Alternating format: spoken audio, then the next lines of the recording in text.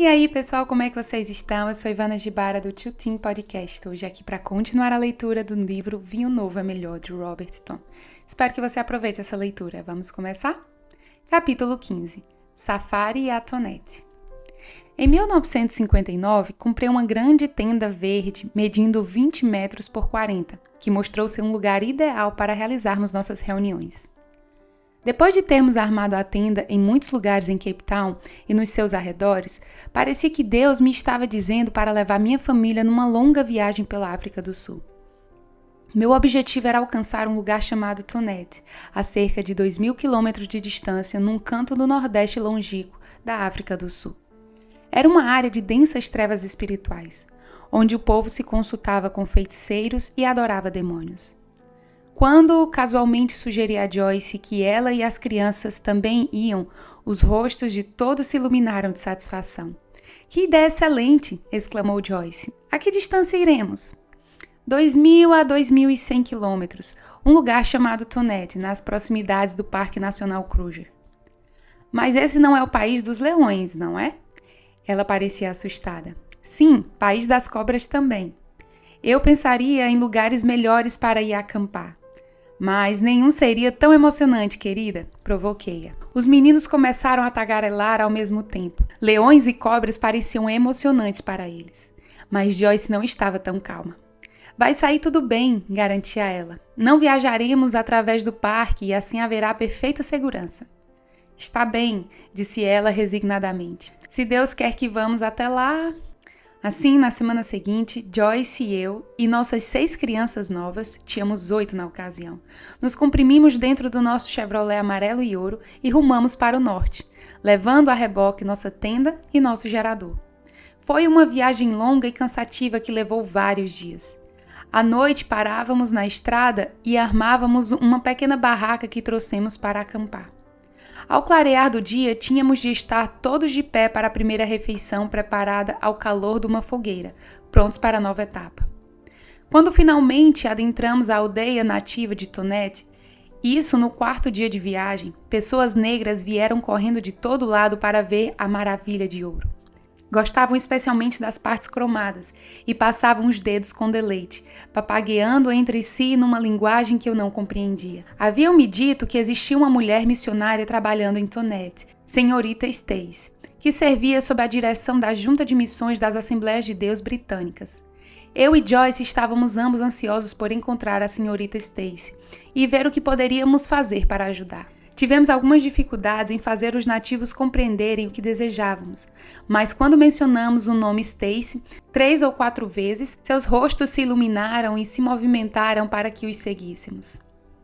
A senhorita Stacy era uma mulher pequena, mas cheia de energia, com grande compaixão pelas necessidades do povo de Tonete.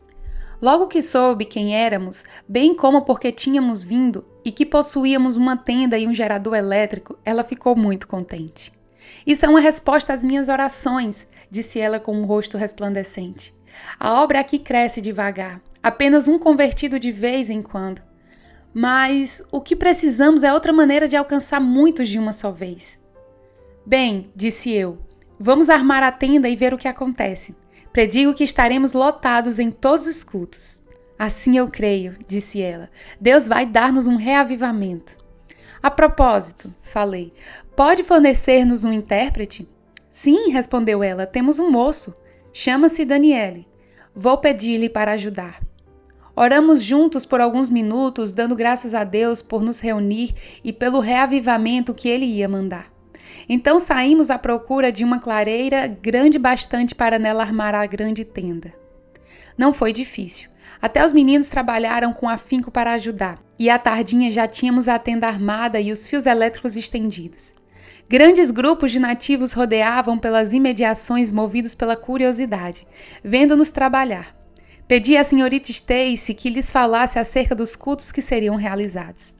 Naquela noite havia uma enchente de povo, dentro e fora da tenda, muito antes do começo do culto.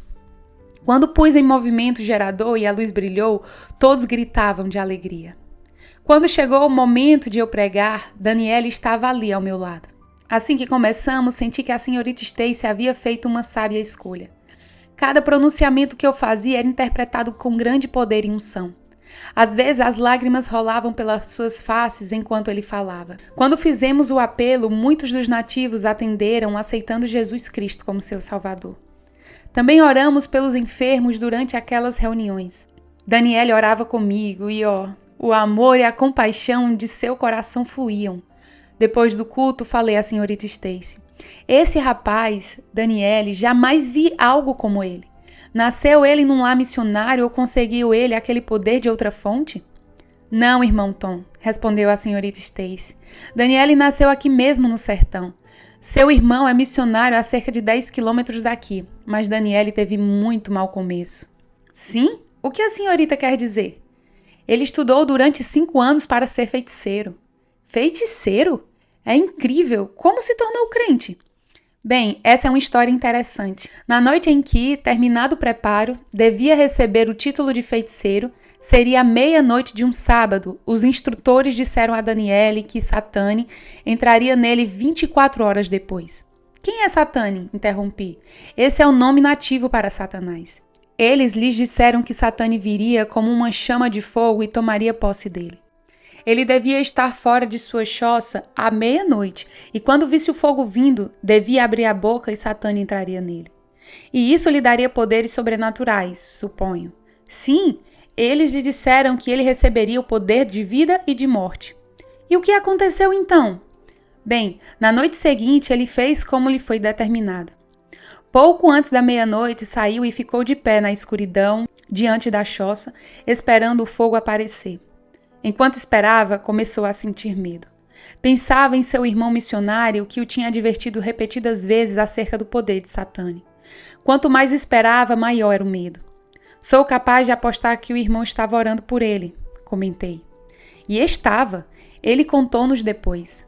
Bem, de qualquer maneira, como o momento da meia-noite se aproximava, de repente Daniele falou consigo mesmo: aqui vem o fogo. Isso apavorou tanto que o seu único pensamento foi chegar até o irmão tão depressa quanto suas pernas fossem capazes de levá-lo. Enquanto corria, disse ele, pensava que podia ouvir o diabo correndo atrás dele. Eu não ficaria surpreso que assim fosse, falei. O poder desses feiticeiros é mais real do que muita gente pode pensar. Eu sei, também já vi. Bem, Daniele correu 10 quilômetros por montanhas e vales através de uma região infestada de leões e cobras, e quando chegou à choça do irmão, quase desmaiou ao gritar: ajude-me! Seu irmão saiu para socorrê-lo e depois nos disse que sentia o poder de Satã por toda parte. Então gritou: Satã, o repreendo no nome de Jesus Cristo. Ordeno-te que deixes meu irmão em paz. Vai e não voltes nunca mais. E o que aconteceu então? Daniele disse que no mesmo instante sentiu que o poder do mal o deixava e começou a chorar de alegria. E a seguir, em poucos momentos, seu irmão guiou a Cristo e ele recebeu também o batismo do Espírito Santo. Louvado seja o Senhor, clamei batendo palmas. Não é maravilhoso? Sim, replicou a senhorita Stacy. Deus foi bom para com Daniele.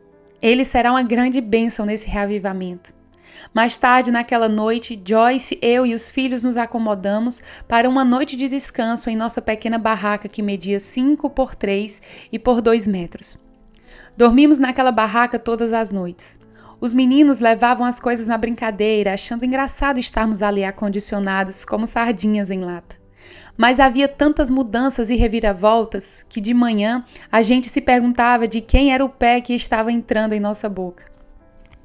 Divertimos-nos a valer. Na realidade, vivíamos como reis. Podíamos comprar um grande pedaço de carne por 15 centavos e ganhávamos verduras dos lavradores que viviam nas proximidades. Cozinhávamos numa fogueira e os nativos se mostravam muito solícitos para conosco, presenteando-nos com vários tipos de alimento. Por tudo isso, nos sentíamos muito abençoados, apesar dos desconfortos comuns nos acampamentos. Noite após noite, as bênçãos de Deus eram derramadas durante nossos cultos. Daniele estava sempre ao meu lado quando ministrávamos ao povo, e muitas pessoas experimentaram os milagres da salvação. O grande número de conversões resultou não apenas da pregação da palavra, mas também dos sinais e milagres que impressionaram profundamente as pessoas com o poder de Jesus. Certa noite, uma mulher veio à tenda. Ela era tão encurvada que sua testa quase tocava o chão. Ela cocheava amparada a um velho cajado nodoso, e a cada passo sua cabeça oscilava para cima levemente. Seus olhos encovados e sua boca emurchecida, mas determinada, eram sinais indicativos da vida difícil que ela tinha levado. Fosse como fosse, quando chegou a hora de orar pelos enfermos, esta pobre mulher estava na primeira fila. Daniele, falei, pergunte-lhe há quanto tempo ela está nessas condições. Houve uma breve conversa entre eles. 9 anos, replicou ele. Imediatamente, Daniele e eu pusemos nossas mãos sobre ela, no nome de Jesus, e dissemos: não devia esta mulher, dominada há estes 9 anos por Satanás, ser liberta em nome de Jesus? Falei assim, lembrando-me de como Jesus, em situação semelhante, disse: por que motivo não se devia livrar deste cativeiro esta filha de Abraão, a quem Satanás trazia presa há 18 anos? Em Lucas 13,16. Mas então me ocorreu que o sofrimento da mulher tinha sido causado por um espírito de enfermidade, como se vê de um versículo anterior no mesmo capítulo. Tomando aquilo como indício da causa do estado dessa mulher, que ali estava diante de nós, ordenei: no nome de Jesus Cristo, ordeno-te, tu perverso espírito de aflição, que saias dela e a deixes livre imediatamente. De imediato lançou ela seu bastão ao chão, endireitou o corpo e começou a dançar de alegria, perfeitamente curada em nome de Jesus. Muitos do que ali estavam choravam e antes do fim do culto muitos nativos receberam Jesus como seu Salvador. Ó, irmão Tom, exclamou a senhorita Stacy em prantos, o reavivamento pelo qual orei chegou. Durante o reavivamento, o Senhor libertou muitas pessoas que estavam possuídas pelo demônio. Algumas dessas pessoas atormentadas tentaram interromper os cultos, agindo como animais e produzindo barulhos estranhos. Mas, quando repreendemos estes maus espíritos no nome de Jesus, tais pessoas foram totalmente libertas. Bem depressa, porém, chegou a oportunidade em que eu sabia devíamos começar a longa viagem de volta. Joyce estava muito cansada e as crianças começavam a sentir-se entediadas também. Assim, dominados por diferentes emoções, desarmamos a tenda e nos despedimos de todos. Jamais esquecerei estes dias maravilhosos, falou a senhorita Stacy com lábios trêmulos. Tudo isso, na verdade, foi obra do Espírito Santo. Sim, e isto é apenas o começo, respondi. Assim que a irmã consiga mais moços como Daniele, o trabalho aqui prosperará. Depois abracei Daniele como se fosse meu próprio filho. Entrei no carro e arranquei, enquanto milhares de nativos agitavam as mãos, dando-nos adeus. Uau, que capítulo maravilhoso! Glória a Deus! Terminamos mais um capítulo aqui e logo mais teremos a sequência do próximo capítulo. Deus abençoe a sua vida e até mais!